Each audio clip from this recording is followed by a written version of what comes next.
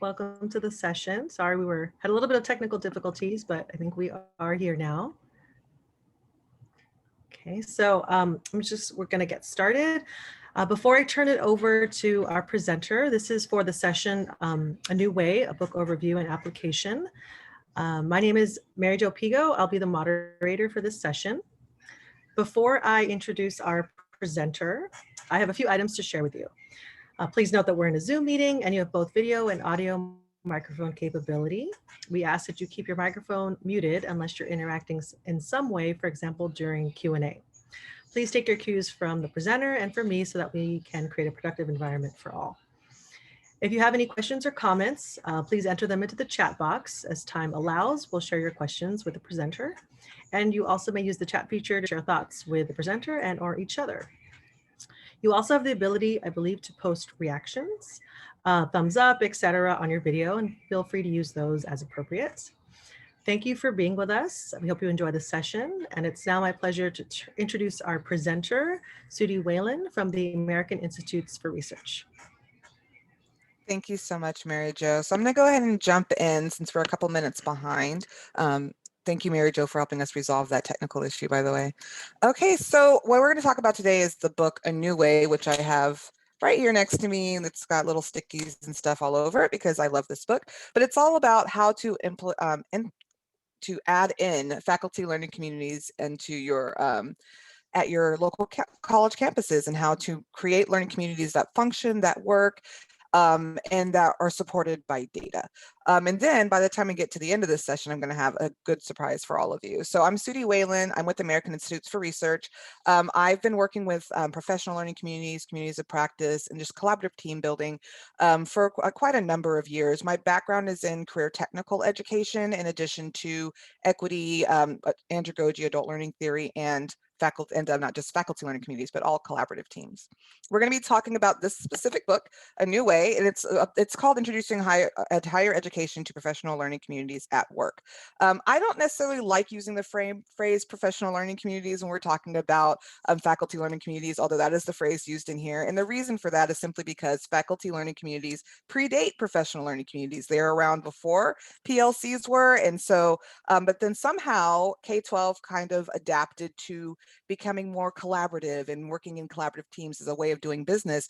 And somehow colleges got left behind in that. And so when Robert Eaker and Deborah Sells wrote this book, it's very much about pulling back in that collaborative culture that used to exist on college campuses that somehow fell by the wayside. But when we're talking about learning communities, whether you're using the phrase professional learning community or faculty learning community, we're talking about the same thing, except when we're talking about learning communities on college campuses, they don't quite function exactly. And there's a lot of reasons for that, primarily because of the way students learn differently versus being children as young adults and older adults, and then also in the way that college faculty interact with one another, just in the nature of your work.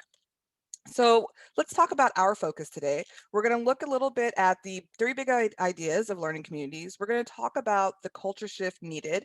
We're going to talk about collaborative teams and the culture of improvement. And then we're going to talk about intentional alignment for student success. And lastly, I have a surprise for all of you, like I mentioned later. So you all are going to be guaranteed the surprise. We'll see what happens for all the rest of the participants who are here and what Yara decides to do with that. Since there's only 4 of us, you're guaranteed to get that. So let's dive into the big ideas of essential learning. I really loved listening to Dr. Lowe talk a moment ago, because some of the things that she discussed are exactly the things that are talked about in this book, and in that shift from isolation to working within a collaborative team. So what are those 3 big ideas? So I like to discuss, I like to talk, I like to chat. I'm a collaborative person. And so I'm going to ask you all to join me in conversation here. And I want to know what these things mean to you. You can enter your comments into the chat, or hi, Carol, or you can feel free to unmute, or if Mary doesn't mind unmuting you, raise your hand to unmute so that you can speak. So my first question for you is, what does it mean to you to have a focus on learning on your campus? What do you think that means for you when you just think about that phrase, focus on learning? How does that resonate in your mind as a big idea? What do you think that means? And you can put it in the chat, or feel free to raise your hand. We'll unmute and you can share and speak. But please don't leave me talking to myself. Anyone? Student learning, Carol said, yeah. Rebecca, go ahead. I think it's a focus more on, what students are learning and taking away, sort of, it is the SLO symposium outcomes over just grading and, compliance issues and things like that. Sort of I think we can lose sight of that sometimes, where it's checking the boxes and, fulfilling requirements and that. And to me, the focus on learning is more, I'm an idealist about education, learning for learning's sake, making a better world by learning, all of that good stuff. So that's what it means to me. Thank you so much for sharing that, Rebecca. And you just gave so many spoilers for what's coming up later in this presentation. I see that Stephen said, I think it's the shift of focus on students in classroom. Yes. And then Alan said, students are not the only learners. Everyone learns, faculty, staff, admin, etc. Alan is also spoiling what's coming up in my presentation. Alan, did you want to add anything to that? And thank you for joining us on camera. Carol, did you have something you wanted to say? Yeah, I do. So when you're going into a classroom, rather than observing the teacher and what the teacher is doing, looking more at what the students are doing and how are they learning, what are they learning. So that would looking be for those little indicators of student learning and success, and looking for, are they engaged? Are they picking it up? What's happening there? I love that. Thank you, Carol, for sharing that. And thank you, Stephen, for joining us on camera. So our next big idea is a focus on collaboration. What does that mean to you when you think about that? Does that seem like something different than what you currently do? Does it feel like kind of a culture or mindset shift? What does that make you think of when you think of a focus on collaboration?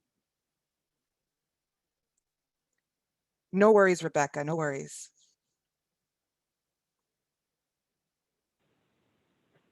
It makes me think of generating ideas together, just like how you're pulling us out to contribute instead of just talking at us, that we're going to create this knowledge together. Yeah, exactly. Exactly. It means we're thinking through these things together, focusing on formative assessments during collegial conversations. Yes, I'm going to be talking about that later on today too, Carol, this afternoon. But yeah, exactly. We're thinking about, what are the assessments? What are the data? What is the evidence, right? All those things. And we're not just saying, I know what's best for all of your students or anything like that. We're saying that the 6 of us as a team together can put our minds together and identify what is it specifically we need our students to learn, and how will we know that they've learned it, and what kind of data do we need to have to support that, right? So thank you so much for sharing. So my last question on this one is, when we think about a focus on results, what does that mean for you? And then Stephen said, working in committees right now, they often work in silos, often on related items. Collaborating more means breaking down those silos and working more fluidly as a team. Yes, Stephen, absolutely. I agree. We're going to talk about that too. It's like, did you guys read the book already? Like, is this why I only have everybody's read this? So what does that mean when we say focusing on results? What kind of results? And what does that mean for us when we think about it? What are we looking for? Student outcomes? Yeah, definitely. I mean, we are at the SLO symposium virtually, after all. Students leave with skills and knowledge. Absolutely, Rebecca. Using results, using outcomes, metrics to assess those outcomes improvements. Absolutely, Stephen. Great.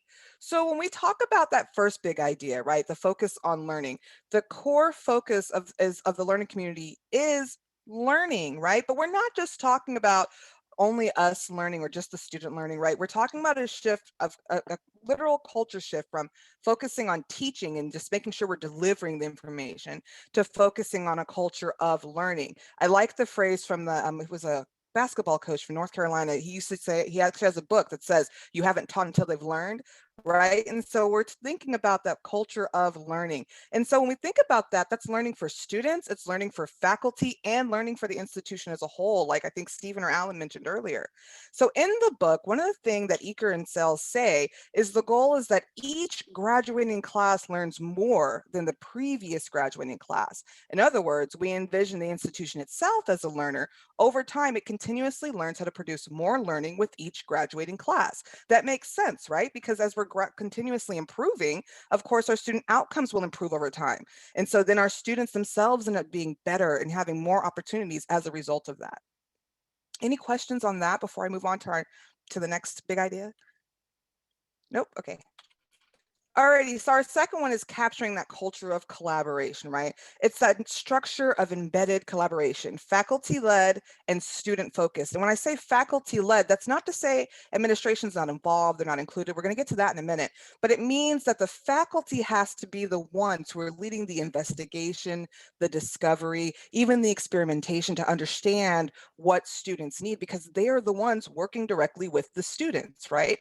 But it has to be student focused. It's not necessarily what makes me as an educator comfortable and what makes me as an educator happy, but about what makes me as an educator best serve my student. And so a lot of times collaborating with my peers helps pull that greatness out, right? I might be an amazing educator, but I might go talk to Stephen, Alan, Karen, Rebecca, and Mary Jo and have a conversation and find out there's some really cool stuff I could be doing in addition to what I already do, right? So the other piece there is that the teams have shared responsibility for student success, but that also means that when students aren't doing well, we have shared responsibility for figuring out why. And the last piece here is that team members learn from one another and continuously build each other up. The goal of the faculty learning community is not to come together, point fingers and say, I did it this way and you need to do it the way I'm doing it because that I know it works because I know my students. No, it's to leave our egos at the door, come together and prepare to learn from each other. And that, while seemingly a very simple thing, can be very complex and requires a lot of time to team build, get to know people, really understand who you're working with, develop norms and things of that nature, just regular, normal collaborative practices that help bring people together so you can set the stage to actually have those collaborative conversations. Any questions about that before we move on to the focus on results? So our third big idea is a focus on results. Now, I know this is going to sound, not the greatest thing in the world, but it's the truth. The happiness of faculty simply isn't the primary focus. I know that's, as educators, we want our goals and our needs to come first, but we're educators, right? Our whole purpose in our career is to work with students, right? Although research tells us that collaborative teams make happier and more motivated and functional faculty, it's simply not the primary focus of learning communities. Instead, the focus is on the results of student learning. The paradigm shift from intention to results, which means I'm intending my students to learn this versus I'm looking to make sure they are, right? We're not just talking about what our students learn, but looking for evidence of learning and asking ourselves, what was the result? Where is the evidence, right? While we do need to identify what our students learn as part of a learning community, I'm not saying throw your outcomes out the window. Of course, we have to identify what we want them to learn. We have to identify the expected outcome. We also have to identify how we know that the student learned it and then respond when they don't learn it. That is the primary focus. How do we know they learned it and how am I going to respond if they don't? Teams set meaningful improvement goals when they're part of a learning community as part of this point towards results, right? Even if your teams are already amazing, like, are you great? Of course you're great. Are your students great? Yeah, you have awesome students. You're all awesome. That's why we're here today, right? Because we want to be even more awesome. And that's great. But nonetheless, there's always, always, always room for improvement. And there's room for growth. No matter how great we are, no matter how wonderful our data looks, no matter how many outcomes we're hitting, remember, we want the next graduating class to do better, right? And so the focus is on student learning and we want that class to do better. And so we have to look at what did the previous graduating class do, even if it was awesome, even if it was great, and then say, okay, how do we improve upon that? How do we make that even better? Or if we said, okay, they did really great in this area, but there's a little area of improvement right over here. Well, that's what we turn our new goal to since we've mastered this piece over here. Does that make sense? And then lastly, team members have, again, shared responsibility and they hold each other accountable for the success of all of our students, not just, I'm not only looking at my class and hoping my students succeed, but as a group, we're hoping all of our students succeed. Or as the old saying goes, a rise in tides lifts all boats, right? So we want to make sure everybody is doing a really good job. So any questions about those big ideas before we move into culture shift? Because I'm about to say some really sketchy, challenging stuff that's going to make you be like, I don't know, Sudie, are you ready? Are you prepared? Okay, here we go. Yeah, you agreed to this. All right, so are we really putting students first? We often say that we place the needs of the students first and foremost. Nothing trumps student learning and success, but is that true? So here's my question to you. I want you to take a moment and think about the American university and college culture as you know it in general terms, don't think about just your campus, but just college culture, right? And I want you to really think about this question that's posed in the book. When it's autonomy, or both, of faculty and staff, which do university leaders opt to satisfy? The student need or the faculty and staff autonomy? What do you think? What are your thoughts?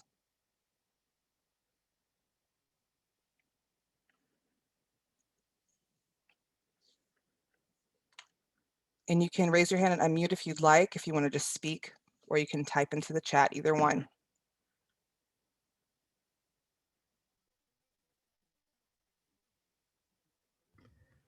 The example that popped into my head was scheduling. Do we schedule for when faculty want to teach, or Oh, Rebecca, you mind reader. when students want to take them? And also, I think we've had this conversation on our campus about faculty developing classes that they want to teach, not necessarily that are what the students need to be taking. Very good. Thank you, Rebecca. You hit the nail on the head with that one. Anybody else have any thoughts? Mary Jo, I saw you unmuted. Go ahead. The Rebecca prompted me to think about like the guided pathways work that we're all engaging in, and how important it is to have student voice in that conversation. I remember I was at a guided pathways conference, and the idea about which courses to offer came up, and a student was talking about challenging faculty to think about, are you teaching that class because I need it, or because you just like to teach it? Right. Right. And I think hearing directly from the students was just so powerful. Yes, absolutely. Thank you, Mary Jo. Alan said in the chat, I think faculty, generalizing here, tend to value both student learning and their autonomy, but it seems teacher autonomy is more important. Yeah, I don't think there's any faculty member who doesn't care about student learning, but when it comes to that push comes to shove, which one are we going to satisfy? A lot of times it's simply easier to address what makes faculty more comfortable than it is to address making systemic change to support student learning, right? Alrighty, so I want you to think a little bit further now about the next question, which Rebecca kind of spoiled for us, but I want you to think about this next question. How do academic departments determine offerings and class schedules? And Mary Jo and Rebecca already kind of hit on this a little bit, but how, as in general terms, do you think faculty typically identifies scheduling and class offerings? Is it based on student need, or is it typically based on faculty autonomy and happiness? What do you think? I think Rebecca and Mary Jo kind of answered this, but I want to give Carol, Alan, and Stephen a chance to respond. And again, feel free to unmute if you'd like to speak. I'd love hearing from you. Stephen said, I think at our school, it's also often based on faculty desires. And you know what, Stephen, what you're saying totally aligns with what they found. This is what Eager and Sells found. Rather than focusing on creating schedules and times based on student need, they often opt to build schedules around what the faculty member desires. And it was not always the case, but it was in most cases, right? And so you guys totally nailed that. That's when we think about college culture, we just kind of know when it comes to what happens, faculty autonomy and academic freedom tend to take priority. But when we talk about faculty learning communities, we're not talking about removing academic freedom. We're talking about marrying academic freedom and autonomy with student needs and equity and putting those two things together. And so we're not talking about, saying one doesn't matter and the other one doesn't matter, but we're saying those two things have to come together. And when push comes to shove, the priority should be student needs and learning. So this is what Eaker and Sells found. They said that we have to move beyond, they said that we have to move beyond Darwinian survival of the fittest culture to one of in which every student is given the time and assistance that they need to succeed. Dr. Lowe literally just told us exactly that as well, right? We have to move away from, making sure that, we make it really challenging and really rigorous and really hard. And if you don't get it, that's just too bad. You should have stuck it in there. You should have tried harder. You should have studied longer, right? We want to get away from that to a point where we identify where was the gap, how could we better support the students and make sure that they learn. I will go so far as to add, though, we must do this without reducing rigor. The point isn't to lower standards or make SLOs easier for students to achieve, but to become a more equitable system that holds all students to the same high standards while also providing what they need to succeed. So we're not saying, dumb it down, make it simpler so everybody passes. No, that's not equity. That doesn't help anyone. If we look at situations in which we say, the students of color are struggling in this institution, what do we do? And then they lower those standards. What then happens? Nothing, because we haven't supported anyone. We end up with less prepared students as a result. So we have to hold all students up to the same high standards. Where does that Darwinian assumption come from? You know what, Alan? It predates me. But realistically speaking, when we look at the history of colleges and universities, they've always been very competitive, and it's always been, an area where we can have accolades and say, I went to XY school and I graduated from here, and it's very competitive. And we want our kids to go to competitive schools. We want them to be on the higher tracks and all that stuff. That is the way the culture of education has become. And sadly, it's up to us on the ground level who are working with students and working with teachers to try to remove that and try to move it more towards an equitable learning environment where it's no longer Darwinian, but we support our students and we meet them where they are. So yeah, I don't know where that comes from. I've done a lot of research on faculty learning communities, professional learning communities, and collaborative teams, but I have not dug into why colleges became Darwinian. I feel like they kind of have always been that way, just haven't evolved, honestly. There's another great book called Grading for Equity by Joe Feldman, and he talks about the history of education and how it really was meant to track students and and it was meant to produce workers, and it's a really good reflection of how we got where we are. And it's a great book in general, but it does have that section of things I didn't really think about what the history and original intent was of how education was set up. Thank you, Rebecca. Can you put the title of the book in the chat so we can refer back to it if we need to? I appreciate that. So yeah, and when we think about, I can tell you a lot about the history of adult education in this country, and in the history of adult education, when we think about Lindman, Rosenstock Hussey, when we think about Malcolm Knowles, when we think about all these programs, they were all work-based programs back then, but they were all about getting students jobs, right? But then when you look at how colleges evolved, it wasn't quite the same. And so it's really interesting to see how the college competitiveness versus the getting into the workforce piece didn't seem to quite marry each other. But now in 2021, we're being asked to make sure students are ready for work, that they're ready academically, that they have all the things that they have, and that they have the technological skills they need to succeed. It's a lot of pressure sometimes, right? Thank you, Rebecca, for sharing that. Grading for Equity, what it is, why it matters, and how it can be transformed schools and classrooms. I'll definitely be checking that out.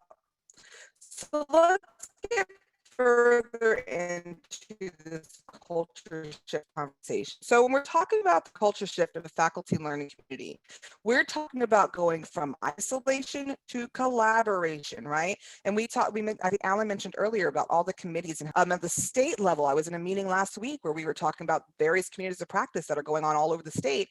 And it was interesting to me that we have all these different conversations happening about the same topics, but no one's talking to each other. And I was like, well, how come non-credit and credit aren't talking about the same thing? Because don't you both have that? And they're like, well, we'd love to bring them to the table, but we can't figure out how to break down that silo. And my thing is, walk across your campuses, talk to the people on the other side of the campus, be intentional with trying to create these collaborative teams, right? But of course, you want to start out within your department teams, within your class alike and shared alike groups, right? And so the whole goal here, from starting on a granular level to support student success, is putting teachers who teach the same thing together, just to make sure that they have alignment. And then you can make that broader as you go forward. The next piece is going from an individual clarifying what students must learn to a collaborative team establishing essential learning. That just means that we're coming together and we're saying, this is what we think this outcome is, and this is what I think it means to meet that outcome. And when we put those two things together, this is what it's going to look like when we know that there's been success. So it's not just me saying to the rest of the team, this is our expected outcome. Instead, it's us coming together, holding hands and agreeing on what that outcome should be.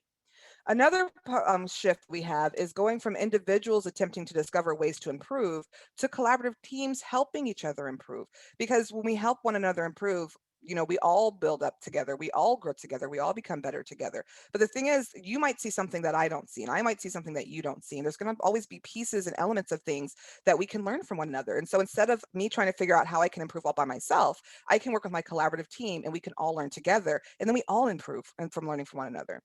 We also go from the privatization of practice to the open sharing of practice. And I know that's not normal on college campuses in a lot of cases, but that's what I'm advocating that you do, is instead of being so close guarded to what's happening in your class and what you want to do, sharing that with other people. Because if you're doing something really great that's really working, then you should be sharing that with someone else so that they can learn from you and do the really great and really working thing also.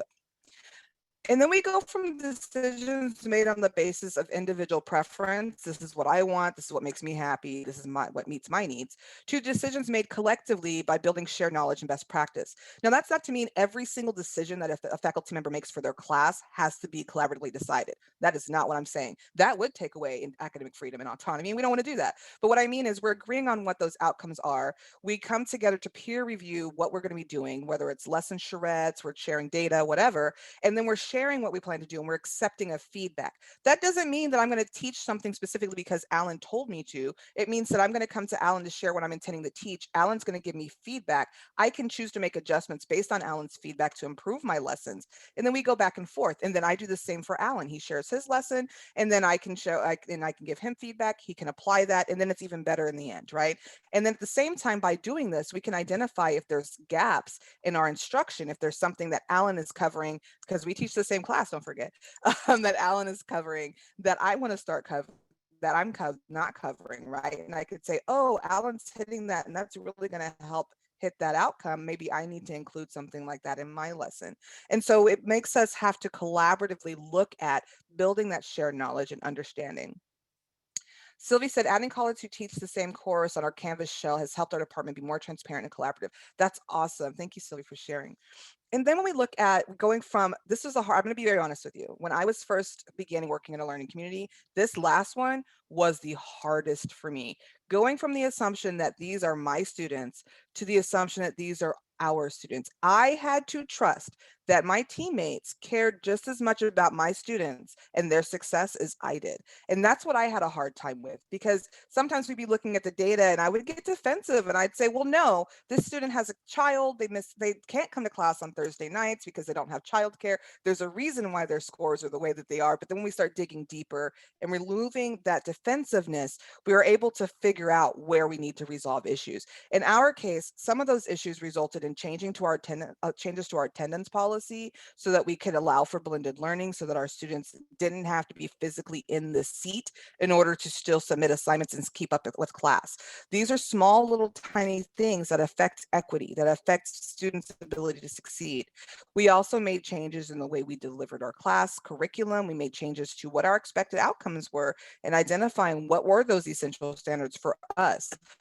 And so for me, and other people might have more difficulty with the other items, but for me, these are our students, because I very much cared about my students and I was very close with my students, and I was just having a hard time trusting that anybody else cared too. But the fact was, after about 6 months to a year, it was very clear that we had all taken ownership of each other's students, because we were no longer looking at just individual class data. We were looking at how was our whole department doing as a whole, and how are we moving the whole department forward. And it was me, the tech teacher, talking to the woodworking teacher about how we can move the woodworking class forward and making sure they can pass their written exams and things like that. We had nothing in common in terms of what we taught other than math and language, right?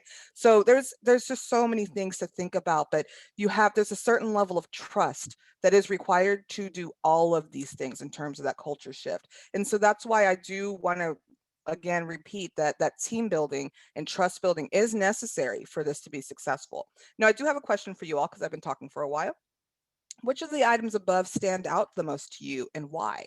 And even if it's something that's challenging or something you're most excited to try to address, which of these do you think stands out the most to you?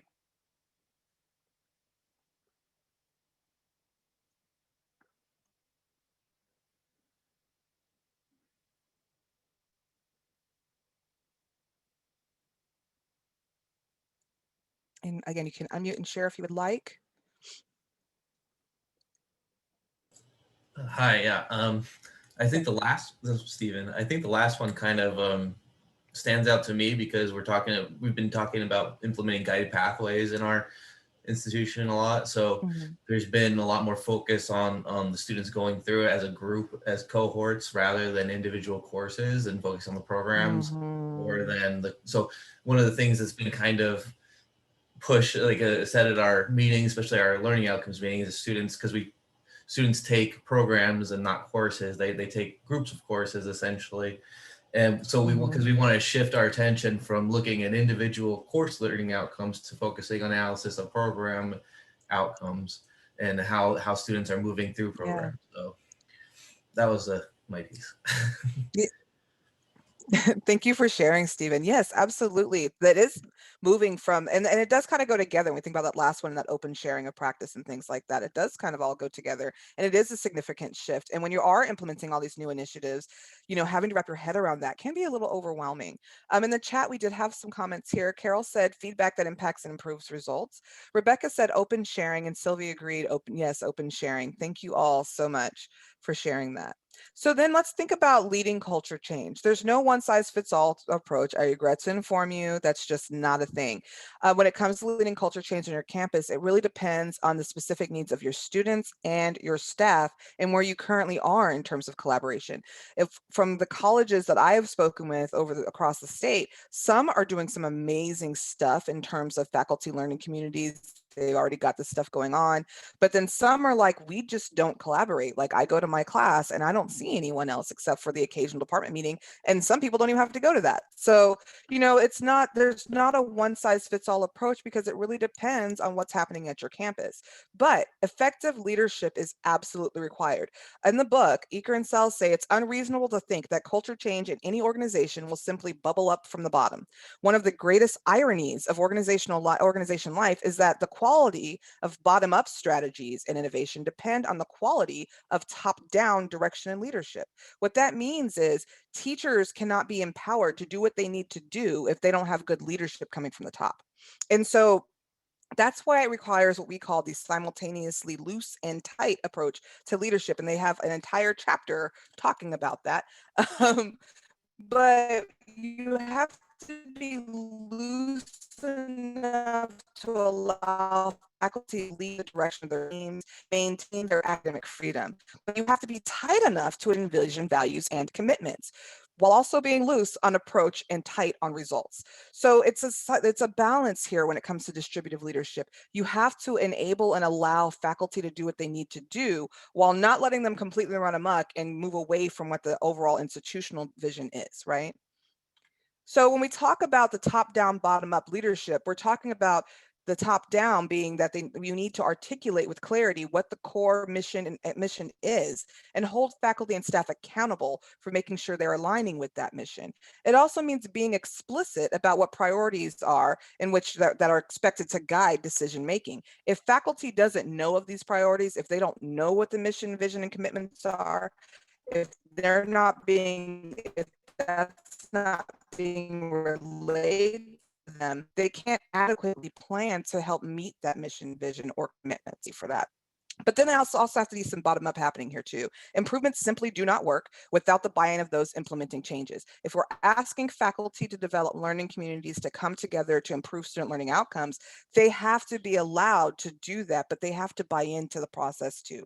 And that's why I really want to hone in on it needs to be faculty-led. Yes, leadership needs to oversee and support, but the faculty has to lead it. They have to be the ones to buy into it. They have to be the ones to develop it and make it grow. And then faculty has to be empowered to investigate, learn, and experiment. As leaders, we cannot expect our faculty to just go run through and do all of this stuff and magically see students' changes and success overnight. This is one of the things that we run into a lot when I run a professional learning communities institute. And one of the things that we run into is we'll be having, teams are doing great, faculty's excited, administrators like, well, I'm not seeing any changes in results and it's been 6 weeks. That's not how life works. Change is not that fast. And so we need to give faculty room and empower them to do the investigative work needed to identify what the goals should be, to take the time to learn from one another and to experiment and try new things to try to improve student outcomes. Steve said since COVID, we've been sharing practices more since faculty have had to learn how to conduct remote classes. So regular PD has been made to help faculty sharing practices. That's awesome. That is literally awesome. One of the case studies I'm going to be sharing in my next session is actually about faculty learning community that was developed specifically because they were struggling with online learning. And this was pre-COVID, but you know, with COVID, everybody was struggling to try to do this all at the same time, right? But thank you for sharing that, Stephen. So let's talk about collaborative teams and the culture of change. So when we talk about collaborative teams and learning communities, there are 4 key questions. When we talk about them on the college campus, we say, what are the essential knowledge, concepts, skills that we want students to be able to demonstrate in each major and in each course? Or what do we want our students to learn? We say, how will we know if students are learning, or how do we know when they've learned it? How can we provide additional time and support to students who experience difficulty? What do we do if they don't learn it, is a way of saying that simply. And then lastly, and this is one that often gets left off because when students are doing well, our first inclination is to pair them up with someone who isn't and help the other person. And that doesn't always, it's a great practice. Teaching people is always a good way to learn, but it doesn't always benefit the student who's very advanced. So the next one is, how can we extend learning of students who demonstrate proficiency? How do we build upon their learning? In other words, what do we do if they don't know it, right? And so we're asking these 4 things. What do I want my students to learn? How do I know if they've learned it? What do we do if they don't learn it? And what do we do if they already know it, right? Those are our 4 key questions here. And then we have to move into goal setting together. We have to investigate, utilize available data to determine initial goals and find those gaps, right? We identify what additional data is needed and how to go about retrieving it. Is there a specific data person you have to ask? Do you have access to the data you need? Do you even know what data you need, right? These are conversations we have to have. One of the things, the best things for a community that's new to do is come together and bring all the data that they have and say, okay, this is what's available to me. And then when you look through that, that helps you identify questions that you don't have answers to. So if you're looking through and you're saying, okay, but I'm seeing students are having a hard time here, but I'm not seeing where we're assessing them for that. Is that on another assessment? Is that on another piece of data? Then we know we have a question that we need to go back and answer. We also identify what additional data is needed and how to go. I said that already. We set goals. Goal setting is huge, but not just long-term goals. We set short-term goals that help us meet the long-term goals. And a really, really big thing that people often overlook, but is huge in terms of learning community motivation, is celebrating. You have to celebrate every win, no matter how small, because the work of a learning community can take a lot of time. It's a lot of effort to change all of these things. So when you have even the smallest bit of success, you need to acknowledge it, give them an opportunity to celebrate it. I'm not talking about have a huge party and a rager every time somebody graduates, but I mean, like, you know, acknowledge it, send an email, congratulations, I noticed our test scores improved by 3%. You know, CC the dean, point out when these bright spots are happening so people can feel good about it, because that's what keeps us motivated to continue doing this work. When we do all and this work is not easy. Dr. Loven acknowledged it earlier. This is hard work. We have to dig in and we have to do this, right? But the thing is, it's much easier to continue doing that hard work when you feel acknowledged, you feel seen, and you feel appreciated. So you have to celebrate those small wins to keep the team going.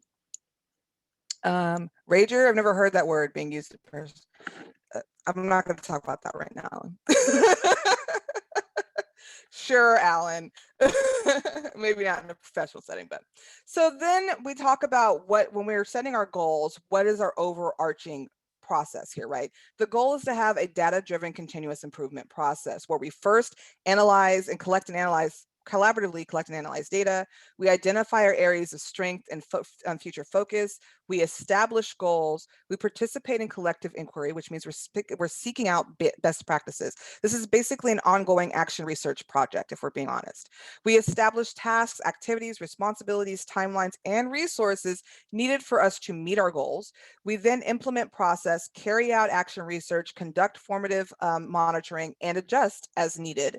And then lastly, we monitor results, and then we repeat the process. This is not a one and done situation. We don't do it one time and we say, okay, we saw a little bit of growth, so we're good. We don't have to do anything else. The students are awesome. No, because remember, we want the next graduating class to do even better. So once we do that and we see some success, we go back and look at what else can we do, right? And we continue moving forward that way. when we're thinking about student improvement and we're thinking about all of these things, the overall goal, again, is to have a cyclical process in which student learning is the central focus and is improved, if that makes sense. So collaborative planning, what happens when collaborative planning? So when it comes to collaborative planning, there are different elements that are needed to succeed. I'm going to go through what each of these really mean in a moment, but time for collaborative planning and professional development. Everybody is not going to immediately be a perfect collaborative team player. They may not understand what a learning community really is. They may not understand why we need to focus more on student learning or specific outcomes, things of that nature. So there might be professional development needed there and areas of growth for us to learn together. We want to talk about the why, identification of what the major tasks are, assign responsibilities and timelines, identify the resources needed and ensure that the allocation of resources aligns to that, and then that top-down, bottom-up planning. So let's talk about these individually. So when we talk about time for collaborative planning and professional development, plans developed by leadership for the team will ultimately lead to a lack of commitment from some, if not all, team members. However, those leading development of learning communities can act as facilitators to help guide teams toward making plans themselves. So the goal is, like, for example, if you're an SLO coordinator, who I really encourage SLO coordinators to act as those initial facilitators on campuses as you're bringing the teams together. It's not your job to tell them this is what your goal is, this is what the plan is, this is what we're going to do, because that's not collaborative. That's the antithesis of collaboration. Instead, you can guide them towards identifying what they need, asking them, okay, what kind of data do you have? What kind of data do you need? Let's take a look at this together. Okay, what are we seeing here? What are the gaps here? Okay, how can we address these gaps? Asking them the guiding questions to get them to make these decisions for themselves. The plan should not ever be established by one person on the team and provided to everybody else. That's also not collaboration. If I develop the plan for all of us and then no one else is involved in the plan itself, what ends up happening? I end up demotivating the rest of my team, not including everybody, and somebody gets left off. So that's not necessarily fair, and then your team is no longer collaborating. So you want to make sure that whatever planning you come up with is developed together and that we all agree that this is what the plan is and these are what the steps are. The team needs time to plan together and learn together. That means they have to be given the time to do that. And most importantly, if you pay them, they will come, usually. If you're asking faculty to show up and collaborate and plan and do all this work and you're not paying them, don't be surprised if they don't show up for that meeting. I'm just saying.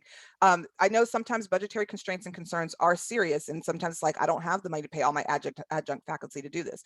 Okay, well, think about what funding you do have and who you can bring to the table so that you can do this work, right? Because if you're asking people, and there will be some people who are willing to do things for free. I was one of those. I'm like a PD omnivore. I'm going to show up at all the meetings. I'm going to do all the things. I want to learn all the stuff, right? But everybody's not like that. And so you cannot just expect everybody to come to work and work for free and do all this really heavy work. So, if you can pay them, try to. And then up next is the why. Why do we do this? Constantly refer back to it. The simple phrase is pointed out in Eaker and Sell's book, and this is how they framed it. Here's why we're doing this, here's why it's important, and here's what the data tells us.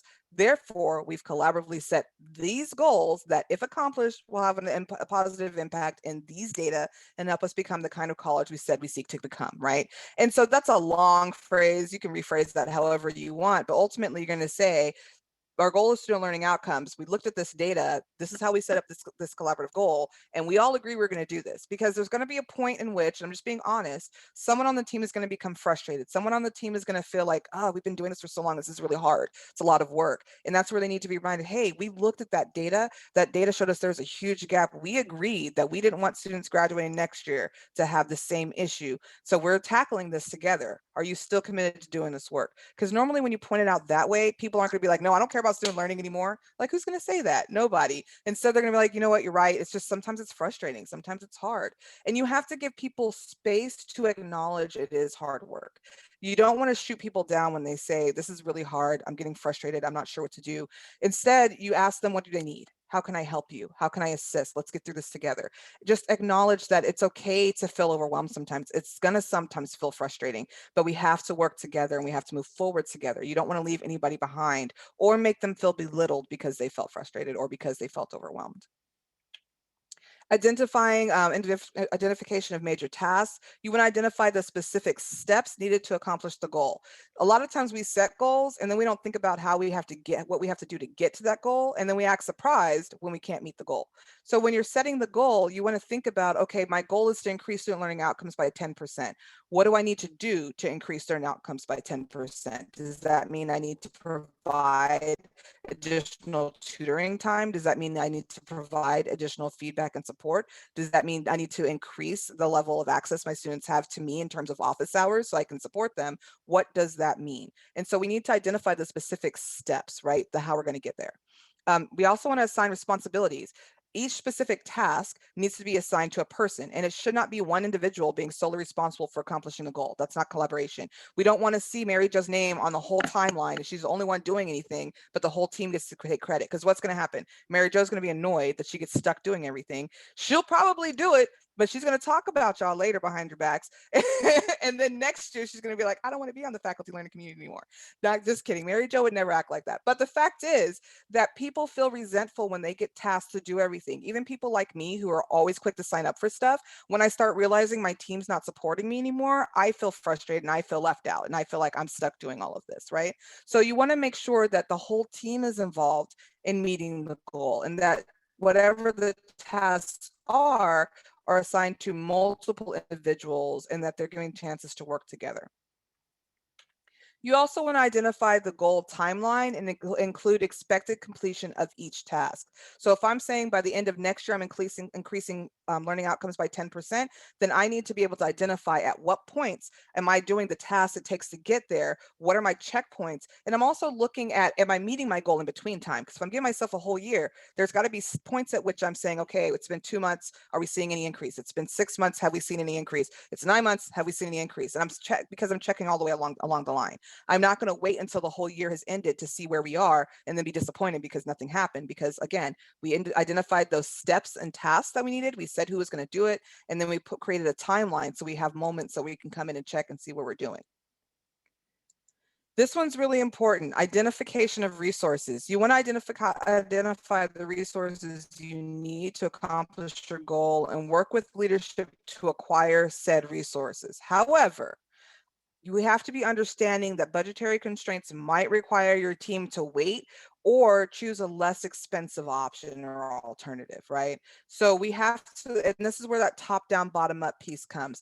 We need, but they have to be able to inform us what we can actually feasibly do or what we can afford to do. So for example, if the thing that's going to increase student learning outcomes is related to technology, but we don't have the funding to purchase that new technology, then the question becomes, well, can we do it next year? Or how can we go about getting the funding? Is there a grant available? And it's also helpful to do the research related to that. If you're saying you want something and going to your dean and saying, hey, there's a grant available for this tech and we really think it'll help outcomes, is way more likely to get a yes than, hey, I need about $50,000 to $60,000 so I can improve outcomes if you buy me this tech. Right? So, do the research and see what's out there if you can. And then we talk about the top-down, bottom-up planning, right? In terms of faculty needs to assure goals and plans align with the overarching institutional mission, vision, values, and commitments. We want to assure the goal planning is geared toward student learning. Now, it's always easy to talk about, all of our different plans that we have, and I'm actually going to talk a little about that in my case studies one later in terms of a school who set their plan and they did all this stuff, but there was no evidence of student learning. Everything was, they produced peer-reviewed papers, they did all this stuff, and their resumes got built up. But what's happening with the student learning? So you want to make sure that's the central focus. You want to also communicate the team's needs to leaders in order for them to support the plan. If we're not communicating with them, how can they support it? On the leadership side, though, you want to ensure goals and plans align to overarching institutional mission, vision, values, and commitment. Notice I put that on both sides. It's not just up to leadership to assure this is happening. It's between leadership and faculty to both agree that we're going to make sure that all of our goals and plans align to these things. So it falls in both categories. We also want leaders to work with faculty and staff to assure that they understand and can support the goals and plans. So if the leader's looking at something and they're not understanding how the request is going to support student learning, then that's when we need to have a conversation and talk about it, right? And so it's up to the leadership to make sure that they're staying involved, that they're asking questions, and they're staying up to speed on what's happening and what the needs are. And then leadership should also communicate if there's a lack of resources that will hinder the plan. If Stephen sent a plan to me and said, hey, this is my plan, so what we're going to do, and I need X amount of dollars to do this, and I sent it back, I said, looks great, Stephen, knowing full well we don't have the resources, and not telling him that, Stephen's going to think he can go forward with that plan, right? And so sometimes it is easy to say that plan looks great, we'll see what we can do, and not follow up.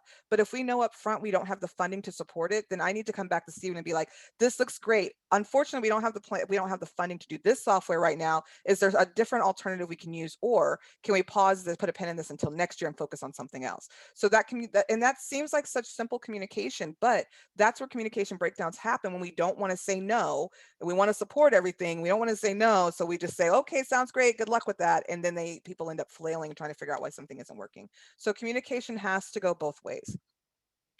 All right, so I'm running out of time. So before I get to my surprise, does anybody have any questions? I have a quick question that maybe you Sure, want as to long answer. as it's Maybe not not. about, hopefully it's not about ragers, but yes, go ahead. No. A few years ago, I got involved in something that was like a professional learning community with a couple of colleagues. And it was very rewarding. And in part, that was because we met at a conference and we started talking about how excited we were to kind of engage in this work. When we went back to our campus a couple of years later, after our experience, and tried to kind of recreate it for other people, we found that very difficult because we weren't meeting people who are already excited about it. So I guess the kind of my comment / question is, you know, like, excitement in what you're doing seems to be a necessary part of making this work. It kind of, sort of, but not really. So I ran into that too, because I, like you, went to a training, and I was like, oh my gosh, this is the coolest thing in collaboration. And I was like, I can't wait to do this. And I was so excited. And my team was not, right? And so for a moment, it kind of stalled and I felt very discouraged.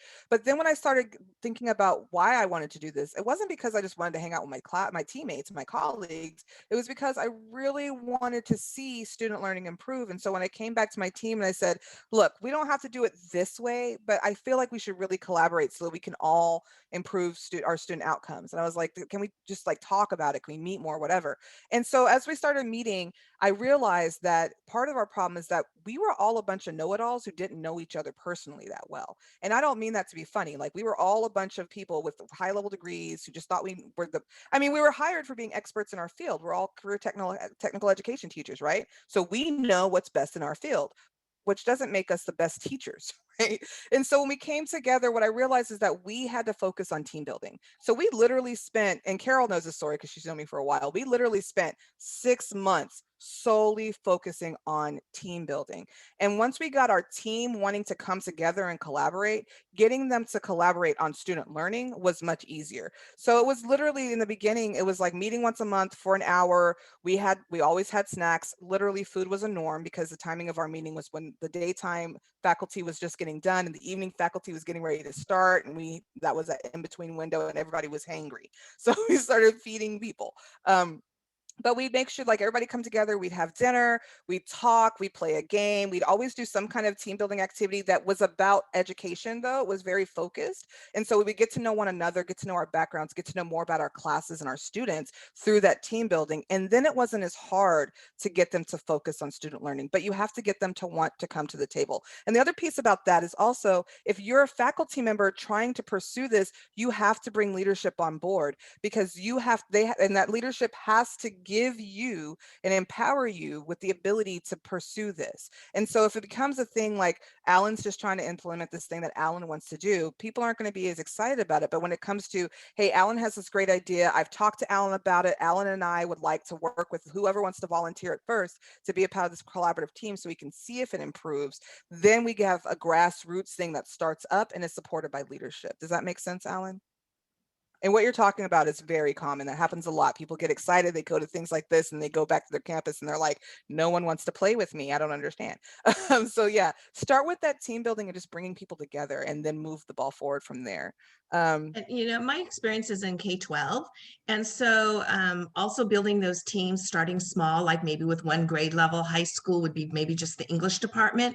I believe one of the successful high schools started with English department. And then one year they did the science. And so it made it much more doable when the principal was working with his teams. So, it's hard to get that excitement going, but if you do smaller, it really helps. Yeah, and then one of the things that I do want to say in terms of working with teams and administrator involvement is that it really depends on the team and the team's relationship with the administrator. Because like I know Carolyn and her staff and things like that, and her before she whatever. Anyway, but the point is like they have a really great relationship with her. And so and it's not to say that administrators don't always have good relationships, but some administrators have more of a heavy hand and people are just more intimidated by them. And so them being in the room makes people feel as if they can't be free to say what they want to say. But then there's also administrators who them being in the room makes people feel like, oh, this is serious. We can actually do this work, right?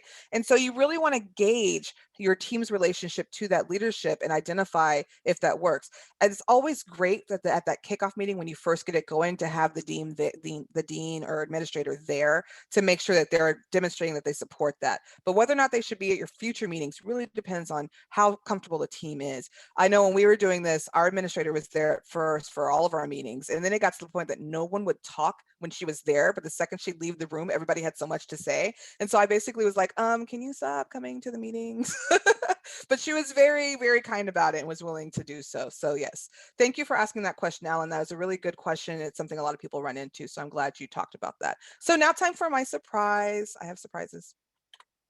So there's only a few of you in here. We set this up so the first 31 people who complete this form get a free ebook copy of A New Way.